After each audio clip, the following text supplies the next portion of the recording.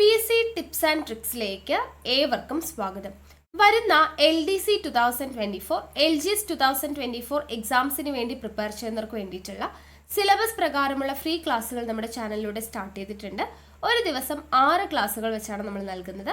കാലത്ത് 6 മണിക്കൊരു ക്ലാസ്, കാലത്ത് 9 മണിക്ക്, 12 മണിക്ക്, 3 മണിക്ക്, രാത്രി 8 മണിക്ക്, രാത്രി 10:30. ഇങ്ങനെയാണ് 6 ക്ലാസ്സുകൾ നമ്മൾ പ്രൊവൈഡ് ചെയ്യുന്നത്. അപ്പോൾ അതിൽ 2 സെഷൻ ലൈവാണ്. രാത്രി 8 മണിക്കും 10:30ക്കും ഉള്ള ക്ലാസ്സുകൾ ലൈവ് സെഷനാണ്. ബാക്കി 4 ക്ലാസ്സുകൾ റെക്കോർഡഡ് ക്ലാസ് അങ്ങനെയാണ് നൽകുന്നത്. അപ്പോൾ അതിൽ നമ്മൾ ഈ 6 ക്ലാസ്സുകളിൽ നിങ്ങൾക്ക് എന്തൊക്കെ കാര്യങ്ങളാണ് ലഭിക്കുന്നത് എന്ന് ചോദിച്ചു കഴിഞ്ഞാൽ GK പോർഷൻസ് നമ്മൾ എടുക്കുന്നുണ്ട്. ഇപ്പോൾ ഒരു ദിവസം ഫിസിക്സ് ഉണ്ടായിരിക്കും, എക്കണോമിക്സ് ഉണ്ടായിരിക്കും, അങ്ങനെ 1-2 GK പോർഷൻസ് ഉണ്ടായിരിക്കും. ഇംഗ്ലീഷ്, മാത്സ്, മലയാളം കവർ ചെയ്യും. അതുപോലെ തന്നെ കറണ്ട് അഫയേഴ്സ് കവർ ചെയ്യുന്നുണ്ട്. മുൻവർഷ ചോദ്യങ്ങൾ, നമ്മൾ ഓരോ ദിവസവും പഠിക്കുന്ന GK പോർഷൻസ്, അതുമായി ബന്ധപ്പെട്ടിട്ടുള്ള മുൻവർഷ ചോദ്യങ്ങളുടെ ഡിസ്കഷൻ നമ്മൾ ലൈവായിട്ട് രാത്രി 8 മണിക്കുള്ള ലൈവിലെ മുൻവർഷ ചോദ്യങ്ങളാണ്. അപ്പോൾ ഈ ഒരു രീതിയിലാണ് ക്ലാസ് പോകുന്നത്. അപ്പോൾ നമ്മൾ ഒരാഴ്ച പഠിച്ച കാര്യങ്ങൾ ശനിയാഴ്ച ദിവസം രാത്രി 8 മണിക്ക് എക്സാമും കണ്ടക്ട് ചെയ്യുന്നുണ്ട്. അപ്പോൾ ഈ ഒരു രീതിയിൽ സിസ്റ്റമാറ്റിക് ആയിട്ടാണ് നമ്മൾ ക്ലാസ് കൊണ്ടുപോകുന്നത്. അപ്പോൾ മാക്സിമം എല്ലാ ക്ലാസ്സുകളും കണ്ട് പ്രയോജനപ്പെടുത്തുക. ഒരുപാട് പേര് നമ്മുടെ പുതിയ ഫാമിലി ആയിട്ട് നമ്മുടെ ഫാമിലിയിൽ പുതിയതായിട്ട് ജോയിൻ ചെയ്തിട്ടുണ്ട്. അപ്പോൾ അങ്ങനെയുള്ളവരുണ്ടെങ്കിൽ നിങ്ങൾ ആദ്യം ചെയ്യേണ്ടത് നമ്മുടെ ടെലിഗ്രാം ചാനലിൽ ജോയിൻ ചെയ്യുക എന്നുള്ളതാണ്. നിങ്ങൾക്ക് ഓരോ ദിവസവും പഠിക്കേണ്ട ടോപ്പിക്സ് എന്തൊക്കെയാണ്, കൃത്യമായിട്ടുള്ള ഇൻസ്ട്രക്ഷൻസ്, PDF ഇതെല്ലാം നമുക്ക് ലഭിക്കുന്നത് ടെലിഗ്രാം വഴിയാണ്. സോ ടെലിഗ്രാമിൻ്റെ ലിങ്ക് ഞാൻ താഴെ ഡിസ്ക്രിപ്ഷൻ ബോക്സിലും കമൻറ്റ് ബോക്സിൽ ഫസ്റ്റ് കമൻ്റ് ആയിട്ടും കൊടുത്തേക്കാം. ജോയിൻ ചെയ്യുക. നമ്മുടെ ക്ലാസ്സുകളൊക്കെ ഇഷ്ടമാവുന്നുണ്ടെങ്കിൽ ലൈക്ക് ചെയ്യാനായിട്ട് ആരും മറക്കരുത്. മാക്സിമം ഫ്രണ്ട്സിനൊക്കെ ഒന്ന് ഷെയർ ചെയ്ത് കൊടുക്കുക. എന്തെങ്കിലും സജഷൻസ് ഉണ്ടെങ്കിൽ താഴെ കമൻ്റ് ആയിട്ട് അറിയിക്കാവുന്നതാണ്. ഓക്കെ, അപ്പോൾ ഇന്നത്തെ നമ്മുടെ ക്ലാസ്സിലോട്ട് കിടക്കാം. ഇന്നത്തെ ക്ലാസ് എന്ന് പറയുന്നത് എക്കണോമിക്സിലെ വളരെ പ്രധാനപ്പെട്ട ഒരു ചാപ്റ്ററാണ്, ഇന്ത്യയും സാമ്പത്തിക ആസൂത്രണവും. ഈ ഒരു പാഠഭാഗത്തു നിന്നും ഒരുപാട് ചോദ്യങ്ങൾ PSC പരീക്ഷകൾക്ക് റിപ്പീറ്റ് ആയിട്ട് ചോദിക്കാറുണ്ട്. അത്രത്തോളം ഇമ്പോർട്ടൻ്റ് ആയിട്ടുള്ളൊരു ചാപ്റ്ററാണ്. അപ്പോൾ നോട്ട് തയ്യാറാക്കിയിട്ട് പഠിക്കണേ. ഓക്കെ, അപ്പോൾ ഇന്ത്യയും സാമ്പത്തിക ആസൂത്രണവും എന്ന് പറയുന്ന ചാപ്റ്ററിലോട്ട് നമുക്ക് കിടക്കാം. നോക്കുക, 8ാം ക്ലാസ്സിലെ 11ാമത്തെ ചാപ്റ്ററാണ് ഇന്ത്യയും സാമ്പത്തിക ആസൂത്രണവും. അപ്പോൾ ആദ്യം തന്നെ നമുക്ക് എന്താണ് ആസൂത്രണം എന്നുള്ളതാണ് നമുക്ക് പഠിക്കേണ്ടത്. ഓക്കെ, ഏതൊരു കാര്യം എടുത്തു കഴിഞ്ഞാലും അതിന് എന്താവശ്യമാണ്? ആസൂത്രണം ആവശ്യമാണ്, അല്ലേ? അപ്പോൾ വിവിധ സ്ഥാപനങ്ങൾ, സംഘടനകൾ, ഗവൺമെൻറ് തുടങ്ങിയവയ്ക്കെല്ലാം ആസൂത്രണം ഒഴിച്ചുകൂടാനാവാത്തതാണ്. സാമ്പത്തിക പ്രവർത്തനങ്ങൾ ആസൂത്രണം ചെയ്ത് നടപ്പാക്കുമ്പോഴാണ് രാജ്യ പുരോഗതിക്ക് അവ സഹായകമാകുന്നത്. ലഭ്യമായ വിഭവങ്ങൾ ഉപയോഗപ്പെടുത്തി സമൂഹത്തിൻ്റെ പ്രധാന സാമ്പത്തിക ലക്ഷ്യങ്ങൾ നേടാൻ നടത്തുന്ന മുന്നൊരുക്കത്തെയാണ് സാമ്പത്തിക ആസൂത്രണം എന്ന് പറയുന്നത്. അപ്പോൾ എന്താണ് സാമ്പത്തിക ആസൂത്രണം? ലഭ്യമായ വിഭവങ്ങൾ ഉപയോഗപ്പെടുത്തി, ലഭ്യമായ വിഭവങ്ങൾ ഉപയോഗപ്പെടുത്തി സമൂഹത്തിൻ്റെ പ്രധാന സാമ്പത്തിക ലക്ഷ്യങ്ങൾ നേടാൻ നടത്തുന്ന മുന്നൊരുക്കത്തെയാണ് എന്തെന്ന് പറയുന്നത്? സാമ്പത്തിക ആസൂത്രണം എന്ന് പറയുന്നത്. സാമ്പത്തിക വളർച്ചയെ ത്വരിതപ്പെടുത്തുന്നതിൽ സാമ്പത്തിക ആസൂത്രണം എന്ത് ചെയ്യുന്നുണ്ട്? സുപ്രധാന പങ്ക് വഹിക്കുന്നുണ്ട്. അപ്പോൾ സാമ്പത്തിക ആസൂത്രണം എന്താണ് എന്ന് മനസ്സിലായില്ലേ? ഇനി ആസൂത്രണത്തിൻ്റെ നാൾ വഴി എന്ന് പറഞ്ഞു കൊടുത്തിട്ടുണ്ട്. അപ്പോൾ നമ്മൾ ഒരു ഓർഡറിലാണ് പഠിക്കുന്നത്. അപ്പോൾ അതേ ഓർഡറിൽ തന്നെ നിങ്ങൾ നമ്മുടെ കൂടെ പഠിച്ചു പോയി കഴിഞ്ഞാൽ വളരെ ഈസി ആയിട്ട് നമുക്ക് എന്താണ് എക്കണോമിക്സ് എന്നുള്ളത് നമുക്ക് ഒരു ഐഡിയ കിട്ടും. ഓക്കെ, നോക്കുക, സ്വാതന്ത്ര്യം ലഭിക്കുന്നതിന് മുൻപ് തന്നെ സാമ്പത്തിക ആസൂത്രണത്തിന് ഇന്ത്യയിൽ തുടക്കം കുറിച്ചിരുന്നു. ദാദാഭായ് നവറോജിയുടെ ചോർച്ചാ സിദ്ധാന്തത്തെക്കുറിച്ച് നമ്മളിപ്പോൾ പറഞ്ഞല്ലോ, അല്ലേ? അപ്പോൾ ബ്രിട്ടീഷ് ചൂഷണവും ഇന്ത്യയുടെ വികസന മുരടിപ്പും എങ്ങനെ തരണം ചെയ്യാം എന്നതായിരുന്നു 1931 ഇന്ത്യൻ നാഷണൽ കോൺഗ്രസ് കറാച്ചി സമ്മേളനത്തിലെ പ്രധാന ചർച്ചാ വിഷയം. ഓക്കെ, അപ്പോൾ ബ്രിട്ടീഷ് ചൂഷണവും ഇന്ത്യയുടെ വികസന മുരടിപ്പും എങ്ങനെ തരണം ചെയ്യാം എന്നതായിരുന്നു. നമ്മൾ ഈ കാര്യങ്ങളൊക്കെ +1 എക്കണോമിക്സ് വളരെ ഡീറ്റെയിൽഡ് ആയിട്ട് പഠിച്ചതാണ്.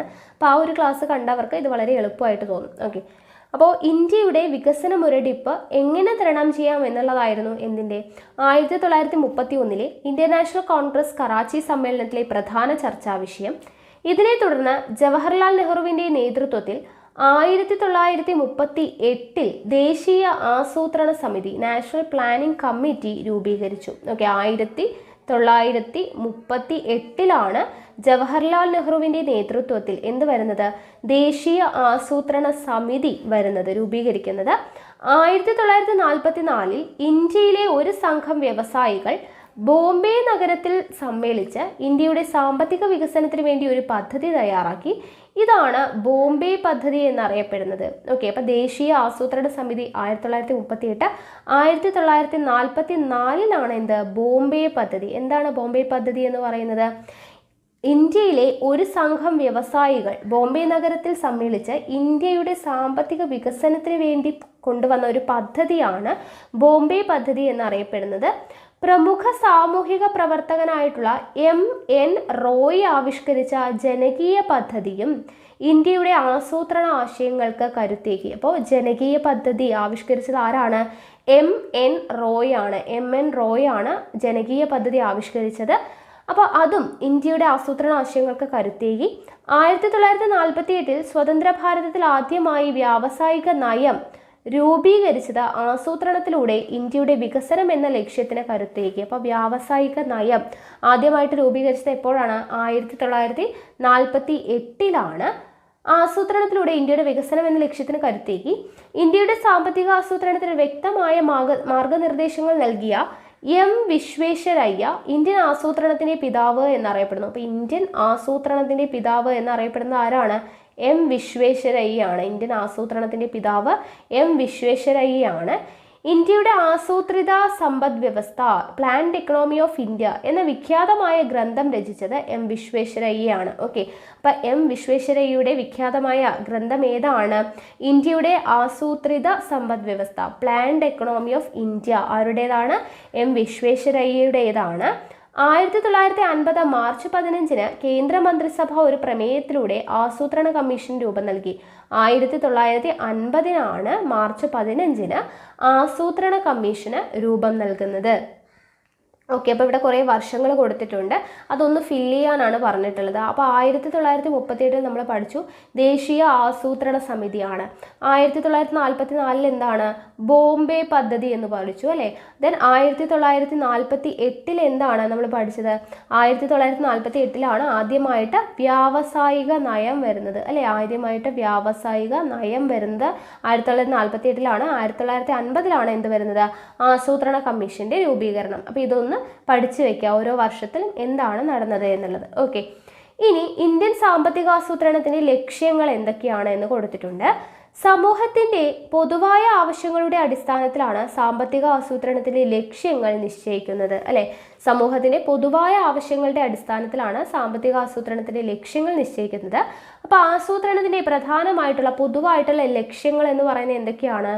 തുല്യത, വളർച്ച, ആധുനികവൽക്കരണം, സ്വാശ്രയത്വം. ഇത് നമ്മൾ പഠിച്ചതാണ് അല്ലേ +1 ക്ലാസ്സിൽ വളരെ ഡീറ്റെയിൽഡ് ആയിട്ട് പഠിച്ചു. വളർച്ച ഗ്രോത്ത്, ആധുനികവൽക്കരണം മോഡേണൈസേഷൻ, സ്വാശ്രയത്വം സെൽഫ് റിലയൻസ്, തുല്യത ഈക്വിറ്റി എന്ന് പറയുന്ന 4 ഇത് പഠിച്ചതാണ് ലക്ഷ്യം എന്ന് പറയുന്നത്.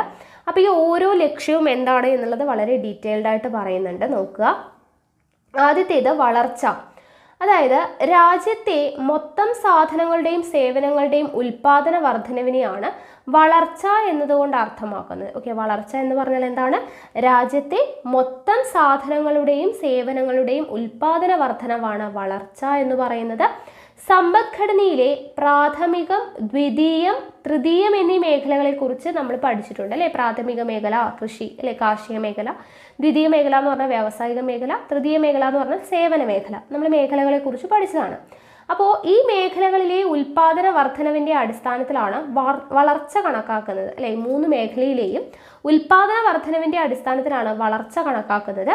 കാർഷിക, വ്യാവസായിക മേഖലകളിലെ ഉൽപാദന വർധനവ്, ഗതാഗത വാർത്താവിനിമയ സൗകര്യങ്ങൾ, ആശുപത്രികൾ, ധനകാര്യ സ്ഥാപനങ്ങൾ, വിദ്യാഭ്യാസ സ്ഥാപനങ്ങൾ, കച്ചവട സ്ഥാപനങ്ങൾ, ഊർജോൽപാദനം, കയറ്റുമതി മുതലായവയിലുള്ള വർധനവ് തുടങ്ങിയവ ഇതിൽ ഉൾപ്പെടും.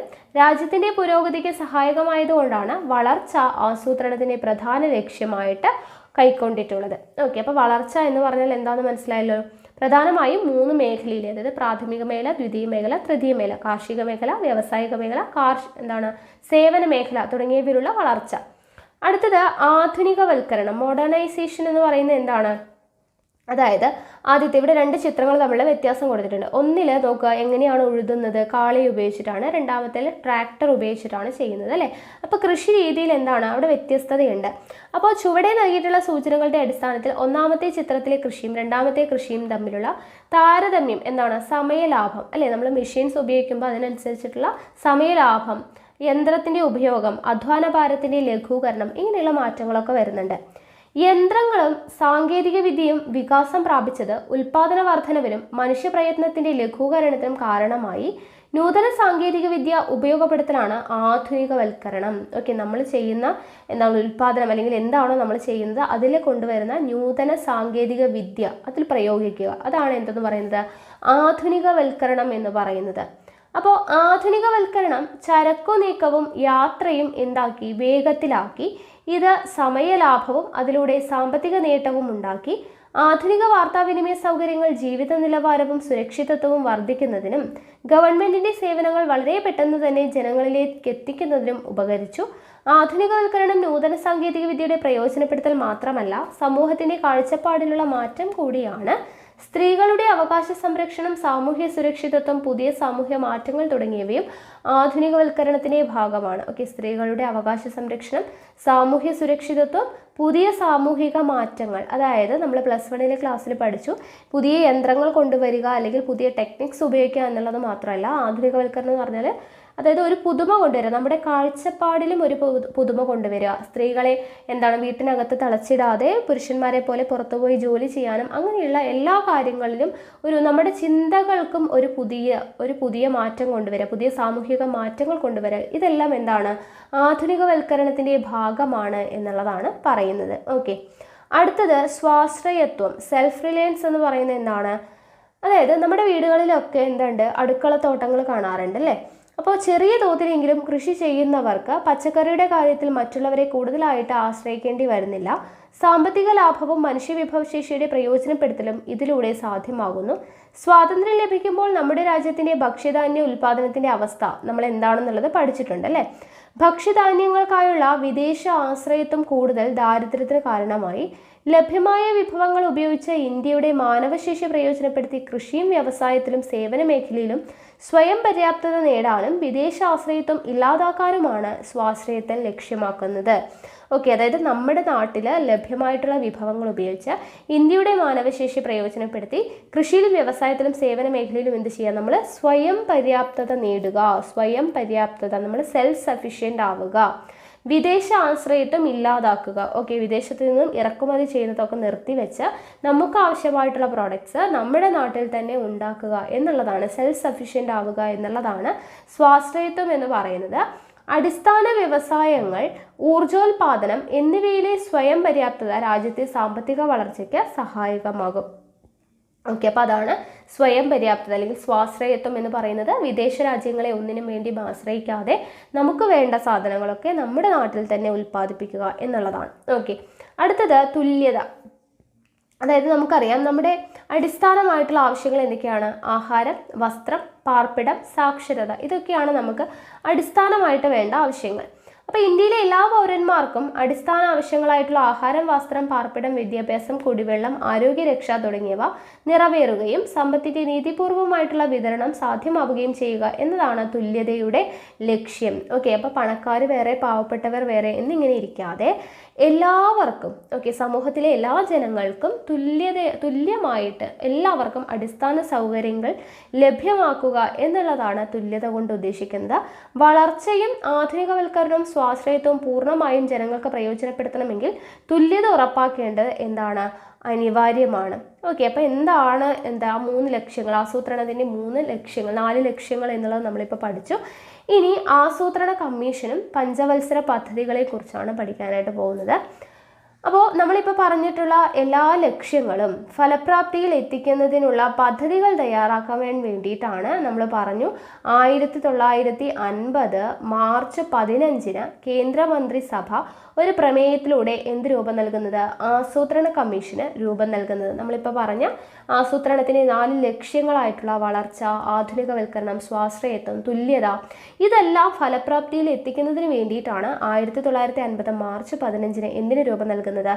ആസൂത്രണ കമ്മീഷന് രൂപം നൽകുന്നത് പ്രധാനമന്ത്രി അധ്യക്ഷനും ഒരു മുഴുവൻ സമയ ഉപാധ്യക്ഷനും ഒരു കേന്ദ്ര ക്യാബിനറ്റ് നിയമിക്കുന്ന കമ്മീഷൻ അംഗങ്ങളും ചേരുന്ന സമിതിയായിരുന്നു ആസൂത്രണ കമ്മീഷൻ. അപ്പോൾ ആസൂത്രണ കമ്മീഷന്റെ അധ്യക്ഷൻ പ്രധാനമന്ത്രിയാണ്. പിന്നെ ഒരു മുഴുവൻ സമയ ഉപാധ്യക്ഷൻ ഉണ്ടാവും, കേന്ദ്ര ക്യാബിനറ്റ് നിയമിക്കുന്ന കമ്മീഷൻ അംഗങ്ങളുണ്ടാവും. ഇവരെല്ലാം ചേർന്നതാണ് ആസൂത്രണ കമ്മീഷൻ. സോവിയറ്റ് യൂണിയൻ നടപ്പാക്കിയ ദേശീയ ആസൂത്രണത്തിന്റെ മാതൃകയാണ് ഇന്ത്യ സ്വീകരിച്ചത്. അപ്പോൾ ആസൂത്രണ കമ്മീഷൻ എന്ന് പറയുന്ന ആ ഒരു ആശയം എവിടെ നിന്നാണ് ഇന്ത്യ കടം കൊണ്ടത്? സോവിയറ്റ് യൂണിയനിൽ നിന്നാണ് എന്നുള്ളത് ഓർത്തിരിക്കുക. ഇന്ത്യൻ ജനാധിപത്യത്തിനും മിശ്ര സമ്പദ് വ്യവസ്ഥയ്ക്കും അനുസരിച്ചുള്ള മാറ്റങ്ങൾ വരുത്തി നടപ്പാക്കാനാണ് ആസൂത്രണ കമ്മീഷൻ തീരുമാനിച്ചത്. പഞ്ചവത്സര പദ്ധതിയാണ് ആസൂത്രണ കമ്മീഷൻ പദ്ധതികൾ വിഭാവനം ചെയ്തത്. പഞ്ചവത്സര പദ്ധതികളാണ് വിഭാവനം ചെയ്തത്. അതായത് ഒരു പ്രത്യേക മേഖലയ്ക്ക് മുൻഗണന നൽകി 5 വർഷം കൊണ്ട് ലക്ഷ്യം നേടുക എന്നതാണ് പഞ്ചവത്സര പദ്ധതികളുടെ ഉദ്ദേശം. പഞ്ചവത്സര പദ്ധതികളാണ്. അപ്പോൾ 5 വർഷം കൊണ്ട് ഒരു പ്രത്യേക മേഖലയ്ക്ക് മുൻഗണന നൽകി അതിനെ ലക്ഷ്യസ്ഥാനത്തേക്ക് എത്തിക്കുക, ലക്ഷ്യം നേടുക എന്നുള്ളതാണ് പഞ്ചവത്സര പദ്ധതി കൊണ്ട് ഉദ്ദേശിക്കുന്നത്. ഇനി ജവഹർലാൽ നെഹ്റുവിൻ്റെ വാക്കുകൾ നോക്കുക. അണക്കെട്ടുകൾ ഇന്ത്യയുടെ വികസനത്തിൻ്റെ മഹാക്ഷേത്രങ്ങളാണ്. ജവഹർലാൽ നെഹ്റുവിൻ്റെ വാക്കുകളാണ്, ഓർത്തിരിക്കുക കേട്ടോ. അണക്കെട്ടുകൾ ഇന്ത്യയുടെ വികസനത്തിൻ്റെ മഹാക്ഷേത്രങ്ങളാണ്. ഇനി നോക്കുക, ഭക്രാനങ്കൽ അണക്കെട്ടിൻ്റെ ഉദ്ഘാടന വേളയിലെ ഒരു ചിത്രമാണ് മുകളിൽ തന്നിട്ടുള്ളത്. 1-ാം പഞ്ചവത്സര പദ്ധതി കാലത്ത് അനുബന്ധ അടിസ്ഥാന മേഖലയുടെ വികസനത്തിനായി ഇന്ത്യയിൽ വൻകിട ജലസേചന പദ്ധതികൾ സ്ഥാപിക്കുകയുണ്ടായി. ഭക്രാനങ്കൽ അണക്കെട്ടിൻ്റെ ഉദ്ഘാടന ചടങ്ങിലെ നെഹ്റുവിൻ്റെ വാക്കുകൾ വൻകിട ജലസേചന പദ്ധതികൾക്ക് ഇന്ത്യയുടെ വികസനത്തിൽ എത്രത്തോളം പ്രാധാന്യമുണ്ടെന്ന് വ്യക്തമാക്കുന്നു. 1951-56 കാലഘട്ടത്തിൽ കാർഷിക മേഖലയ്ക്ക് പ്രഥമ പരിഗണന നൽകിക്കൊണ്ടാണ് നടപ്പിലാക്കിയത്. 1956-61 2-ാം പഞ്ചവത്സര പദ്ധതി വ്യാവസായിക മേഖലയ്ക്കും 61-66 3-ാം പഞ്ചവത്സര പദ്ധതി ഭക്ഷ്യ സ്വയം പര്യാപ്തതയ്ക്കും ഊന്നൽ നൽകി. അപ്പോൾ ഓരോ കാലഘട്ടത്തിലാണ് പറയുന്നത്. 1951-56 ആദ്യ പഞ്ചവത്സര പദ്ധതി, ഒന്നാമത്തേത് 1951 തുടങ്ങുന്നത്. 5 വർഷ കാലയളവാണ്. 56 വരെ ഉണ്ടാവും. അപ്പോൾ 51-56 കാലഘട്ടത്തിൽ കാർഷിക മേഖലയ്ക്ക് പ്രഥമ പരിഗണന നൽകിക്കൊണ്ടാണ് പഞ്ചവത്സര പദ്ധതി നടപ്പിലാക്കിയത്. അപ്പോൾ ഒന്നാമത്തേത് എന്തിനാണ് ഇമ്പോർട്ടൻസ് കൊടുത്തത്? കാർഷിക മേഖലയ്ക്ക്. ഇനി രണ്ടാമത്തേത് 56 മുതൽ 61 വരെയാണ് 2-ാം പഞ്ചവത്സര പദ്ധതി. എന്തിനാണ് ഇമ്പോർട്ടൻസ് കൊടുത്തത്? വ്യാവസായിക മേഖലയ്ക്കാണ്. ദെൻ 61 മുതൽ 66 വരെയുള്ള 3-ാം പഞ്ചവത്സര പദ്ധതി ഭക്ഷ്യ സ്വയം പര്യാപ്തതയ്ക്കാണ് ഊന്നൽ നൽകിയത്. പഞ്ചവത്സര പദ്ധതികൾ ഇമ്പോർട്ടൻ്റ് ആണ്. കാർഷിക മേഖലയുടെ പുരോഗതിയും ഭക്ഷ്യ സ്വയം പര്യാപ്തതയും ലക്ഷ്യമിട്ടുകൊണ്ട് ഒരു മാറ്റത്തിന് തുടക്കം കുറിച്ചു. 1960 മുതൽ 70 വരെയുള്ള 1-ാം ഘട്ടത്തിനും 1970 മുതൽ 1980 വരെയുള്ള 2-ാം ഘട്ടത്തിലുമായി നടന്ന കാർഷിക രംഗത്തെ ഈ മാറ്റം ഹരിത വിപ്ലവം എന്നാണ് അറിയപ്പെടുന്നത്. അപ്പോൾ 1960 മുതൽ 70 വരെയുള്ള 1-ാം ഘട്ടത്തിലും 1970 മുതൽ 1980 വരെയുള്ള 2-ാം ഘട്ടത്തിലുമായി നടന്ന കാർഷിക രംഗത്തെ മാറ്റം അറിയപ്പെടുന്ന പേരാണ് എന്ത്? ഹരിത വിപ്ലവം എന്നറിയപ്പെടുന്നത്. അത്യുൽപാദന ശേഷിയുള്ള വിത്തിനങ്ങൾ, ജലസേചന സൗകര്യങ്ങൾ, രാസവളം, കീടനാശിനികൾ, കുറഞ്ഞ പലിശയിൽ സാമ്പത്തിക സഹായം എന്നിവ ഉപയോഗപ്പെടുത്തി കാർഷിക ഉൽപാദനത്തിൽ വരുത്തിയ ഗണ്യമായ പുരോഗതിയാണ് ഹരിത വിപ്ലവം. അപ്പോൾ ഹരിത വിപ്ലവം എന്ന് പറഞ്ഞാൽ എന്താണ്? അത്യുൽപാദന ശേഷിയുള്ള വിത്തിനങ്ങൾ, അതായത് നല്ല രീതിയിൽ തന്നെ നമുക്ക് ഉൽപ്പാദിപ്പിക്കാൻ കഴിയുന്ന ഹൈ ഈൽഡിങ് സീഡ്സ്, അത്യുൽപാദന ശേഷിയുള്ള വിത്തിനങ്ങൾ, ജലസേചന സൗകര്യങ്ങൾ, രാസവളം, കീടനാശിനികൾ, കുറഞ്ഞ പലിശയിൽ സാമ്പത്തിക സഹായം എന്നിവ ഉപയോഗപ്പെടുത്തി കാർഷിക ഉൽപാദനത്തിൽ വരുത്തിയ ഗണ്യമായ പുരോഗതിയാണ് എന്ത്? ഹരിത വിപ്ലവം അല്ലെങ്കിൽ ഗ്രീൻ റെവല്യൂഷൻ എന്നറിയപ്പെടുന്നത്. ഇതിലൂടെ ഭക്ഷ്യധാന്യങ്ങളുടെ കാര്യത്തിൽ പ്രത്യേകിച്ച് നെല്ല്, ഗോതമ്പ് എന്നിവയുടെ ഉൽപാദനത്തിൽ സ്വയം പര്യാപ്തത കൈവരിക്കാനും വിദേശ ആശ്രയത്വം ഇല്ലാതാക്കുവാനും കഴിഞ്ഞു. അപ്പോൾ ഗ്രീൻ റെവല്യൂഷനിലൂടെ ഭക്ഷ്യധാന്യങ്ങളുടെ കാര്യത്തിൽ അല്ലെങ്കിൽ അവയുടെ ഉൽപാദനത്തിൽ സ്വയം പര്യാപ്തത കൈവരിക്കുവാനും വിദേശ ആശ്രയത്വം ഇല്ലാതാക്കുവാനും കഴിഞ്ഞു. ഹരിത വിപ്ലവം പോലെ സമാന രീതിയിൽ പാലും പാലുൽപ്പന്നങ്ങളുടെ വർധനവും ലക്ഷ്യമിട്ട് നടപ്പിലാക്കിയ ധവള വിപ്ലവം ഇന്ത്യയിൽ വൻ വിജയം നേടി. ഹരിത വിപ്ലവം പോലെ തന്നെ പാലും പാലുൽപ്പന്നങ്ങളുടെ വർധനവും ലക്ഷ്യമിട്ട് നടപ്പിലാക്കിയിട്ടുള്ളതാണ് ധവള വിപ്ലവം. അതുപോലെ മത്സ്യോൽപാദന മേഖലയുടെ പുരോഗതി ലക്ഷ്യമിട്ട് നീല വിപ്ലവവും ഇന്ത്യയിൽ നടന്നു. അപ്പോൾ ഇതും ഇമ്പോർട്ടൻ്റ് ആണ്, ചോദിക്കാവുന്നതാണ്. ഹരിത വിപ്ലവം എന്തുമായി ബന്ധപ്പെട്ടതാണ്? പാലും പാലുൽപ്പന്നങ്ങളും ഏത് വിപ്ലവമാണ്? ധവള വിപ്ലവമാണ്. അതുപോലെ മത്സ്യോൽപാദന മേഖലയുമായി ബന്ധപ്പെട്ടതാണ് നീല വിപ്ലവം. ഇതെല്ലാം പഠിച്ചു വെക്കുക കേട്ടോ. ഇനി ആസൂത്രണ കമ്മീഷൻ ഇന്ത്യയിൽ നടപ്പിലാക്കിയിട്ടുള്ള പദ്ധതികളും അവയുടെ കാലയളവും അതിൻ്റെ പ്രധാനപ്പെട്ട ലക്ഷ്യങ്ങളും. ഇത് വളരെയധികം ഇമ്പോർട്ടൻ്റ് ആണ്. ഈ ഒരു ടേബിൾ എന്ന് പറയുന്നത് ഓരോ പഞ്ചവത്സര പദ്ധതികളും അതിൻ്റെ കാലയളവും അതിൻ്റെ ലക്ഷ്യവും എന്താണെന്നുള്ളത് ടേബിൾ തിരിച്ച് തന്നെ കൊടുത്തിട്ടുണ്ട്. ഈ ഒരു ടേബിളിൽ നിന്ന് നമുക്ക് എന്തായാലും ചോദ്യം പ്രതീക്ഷിക്കാവുന്നതാണ്. ഓക്കെ, അപ്പോൾ നോക്കുക. ഒന്നാം പഞ്ചവത്സര പദ്ധതി കാലയളവ് എത്രയാണ്? 1951 ടു 56 51 സ്റ്റാർട്ട് ചെയ്യുന്നത്, അത് ഓർക്കുക. 5 വർഷമാണ്. അപ്പോൾ 51 മുതൽ 5 കൂട്ടിക്കഴിഞ്ഞാൽ 56. ലക്ഷ്യം എന്താണ്? കാർഷിക മേഖലയുടെ സമഗ്ര വികസനമാണ്. ഒന്നാമത്തെ പഞ്ചവത്സര പദ്ധതിയുടെ ലക്ഷ്യം കാർഷിക മേഖലയുടെ സമഗ്ര വികസനം. രണ്ടാം പഞ്ചവത്സര പദ്ധതി 56 ടു 61 വ്യാവസായിക വികസനമാണ് ലക്ഷ്യം. മൂന്നാം പഞ്ചവത്സര പദ്ധതി 61 മുതൽ 66 വരെയാണ് ഭക്ഷ്യ സ്വയം പര്യാപ്തത, സമ്പദ്ഘടനയുടെ സ്വയം പര്യാപ്തത എന്നിവയാണ് ലക്ഷ്യം. നാലാം പഞ്ചവത്സര പദ്ധതി 1969 മുതൽ 74 വരെയാണ് സ്ഥിരതയോടുകൂടിയ വളർച്ച, സ്വാശ്രയത്വം. ഓക്കെ, സ്ഥിരതയോടുകൂടിയ വളർച്ച, സ്വാശ്രയത്വം. അഞ്ചാം പഞ്ചവത്സര പദ്ധതി 74 ടു 79 ദാരിദ്ര്യ നിർമ്മാർജ്ജനമാണ്. ആറാം പഞ്ചവത്സര പദ്ധതി 1980 ടു 85 കാർഷിക വ്യാവസായിക മേഖലകളുടെ അടിസ്ഥാന സൗകര്യങ്ങൾ മെച്ചപ്പെടുത്തൽ.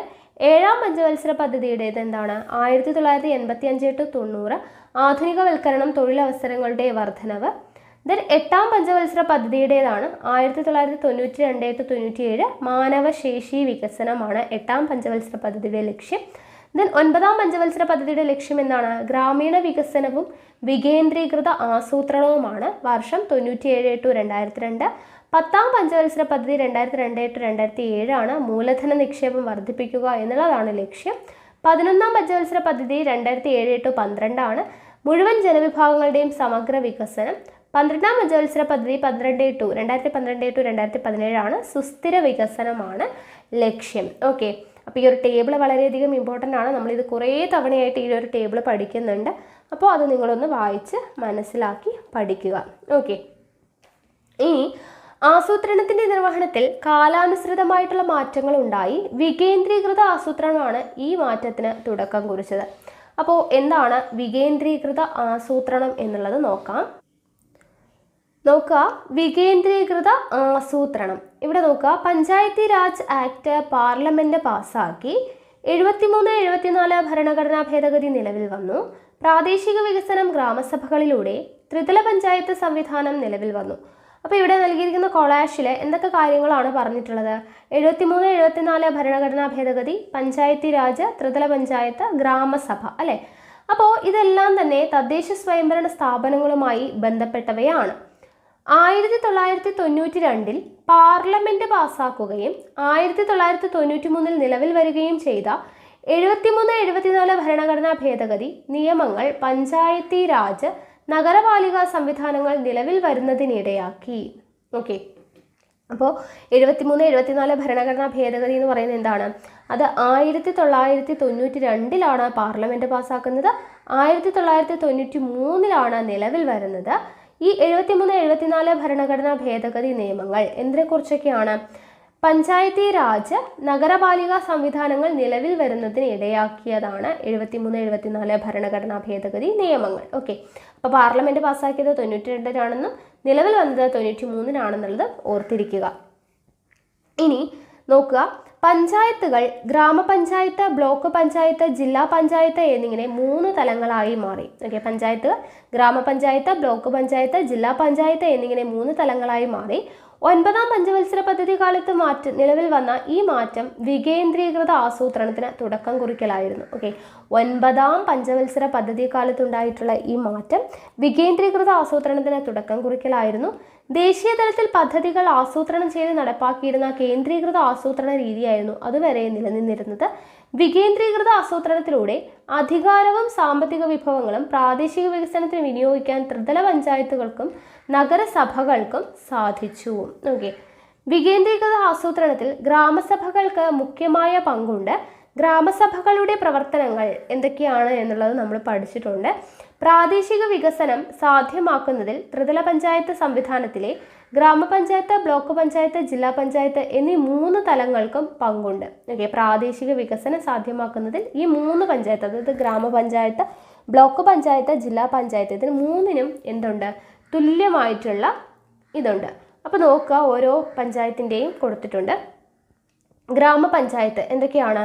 പ്രാദേശിക വികസന ആവശ്യങ്ങൾ വാർഡ് തല ഗ്രാമസഭകളിൽ ചർച്ച ചെയ്യുന്നു, ആവശ്യങ്ങൾ ക്രോഡീകരിച്ച പദ്ധതികളായി സമർപ്പിക്കുന്നു. ഓക്കെ, പ്രാദേശിക വികസന ആവശ്യങ്ങൾ വാർഡ് തല ഗ്രാമസഭകളിൽ ചർച്ച ചെയ്യുന്നത് ഗ്രാമപഞ്ചായത്താണ്, ആവശ്യങ്ങൾ ക്രോഡീകരിച്ച പദ്ധതികളായിട്ട് സമർപ്പിക്കുന്നു. അടുത്തത് ബ്ലോക്ക് പഞ്ചായത്ത് എന്താണ്? ഗ്രാമപഞ്ചായത്തിന്റെ പദ്ധതികൾ വിലയിരുത്തി മുൻഗണനാ ക്രമത്തിൽ ജില്ലാതലത്തിൽ സമർപ്പിക്കുന്നത് ബ്ലോക്ക് പഞ്ചായത്താണ്. ഓക്കെ, ഗ്രാമപഞ്ചായത്തിന്റെ പദ്ധതികളെ വിലയിരുത്തി മുൻഗണനാ ക്രമത്തിൽ ജില്ലാതലത്തിൽ സമർപ്പിക്കുന്നത് ബ്ലോക്ക് പഞ്ചായത്താണ്. അടുത്തത് ജില്ലാ പഞ്ചായത്ത് എന്താണ്? ബ്ലോക്ക് പഞ്ചായത്ത് പരിശോധിച്ച പദ്ധതികളിൽ ജില്ലാതല പ്ലാനിംഗ് കമ്മിറ്റി അംഗീകാരം നൽകുന്നു. ഓക്കെ, ബ്ലോക്ക് പഞ്ചായത്ത് പരിശോധിച്ച പദ്ധതികൾക്ക് എന്ത് നൽകുന്നു? ജില്ലാതല പ്ലാനിംഗ് കമ്മിറ്റി അംഗീകാരം നൽകുന്നു. സംസ്ഥാന ആസൂത്രണ ബോർഡിന് ഇവ കൈമാറുന്നു. സംസ്ഥാന ആസൂത്രണ ബോർഡിന് ഇവ കൈമാറുന്നു. അപ്പോൾ ഓരോ പഞ്ചായത്തിൻ്റെയും ലക്ഷ്യങ്ങൾ എന്താണെന്ന് മനസ്സിലായില്ലേ? ഇനി പുതിയ ചുവടുവയ്പ്പുകൾ നോക്കുക. കേന്ദ്ര ഗവൺമെന്റ് ആസൂത്രണ കമ്മീഷന്റെ പ്രവർത്തനം അവസാനിപ്പിക്കുകയും നീതി ആയോഗ് എന്ന സംവിധാനം നിലവിൽ വരികയും ചെയ്തു. 2015 ജനുവരി 1 നിലവിൽ വന്ന നീതി ആയോഗ് ഘടന ഇപ്രകാരമാണ് എന്ന് പറഞ്ഞ് കൊടുത്തിട്ടുണ്ട്. അപ്പോൾ ആസൂത്രണ കമ്മീഷന്റെ പകരം വന്നതാണ് എന്ത്? നീതി ആയോഗ്. എപ്പോഴാണ് വരുന്നത്?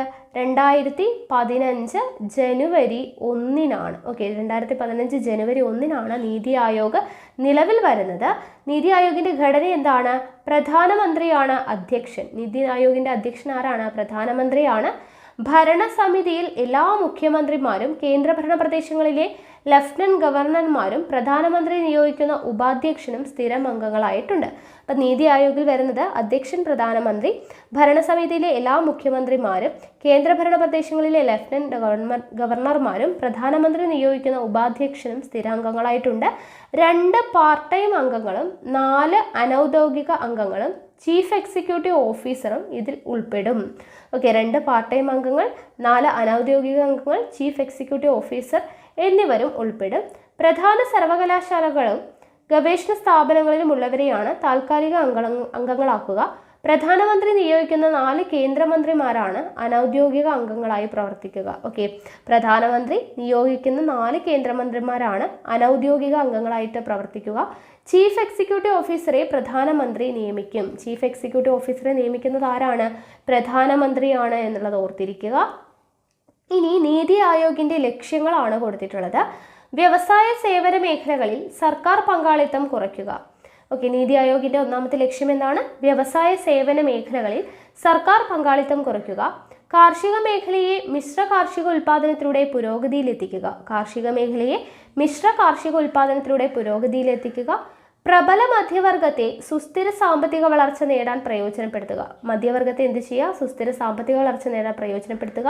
പ്രവാസി ഇന്ത്യക്കാരുടെ സേവനം സാമ്പത്തിക സാങ്കേതിക വളർച്ചയ്ക്ക് ഉപയുക്തമാക്കുക. പ്രവാസി ഇന്ത്യക്കാരുടെ സേവനം സാങ്കേതിക വളർച്ചയ്ക്ക് ഉപയുക്തരാക്കുക. ആധുനിക സാങ്കേതിക വിദ്യയുടെ സഹായത്തോടുകൂടി നഗരങ്ങളെ സുരക്ഷിത ആവാസ കേന്ദ്രങ്ങളാക്കി മാറ്റുക. ആഗോള മാറ്റങ്ങളുടെയും വിപണി ശക്തികളുടെയും ഇടപെടലുകൾ നേരിടാൻ രാജ്യത്തെ പ്രാപ്തമാക്കുക. അപ്പോൾ ഇത്രയുമാണ് നീതി ആയോഗിന്റെ ലക്ഷ്യങ്ങൾ എന്ന് പറയുന്നത്. വളരെയധികം ഇമ്പോർട്ടൻ്റ് ആണ്, പഠിച്ചു വയ്ക്കുക.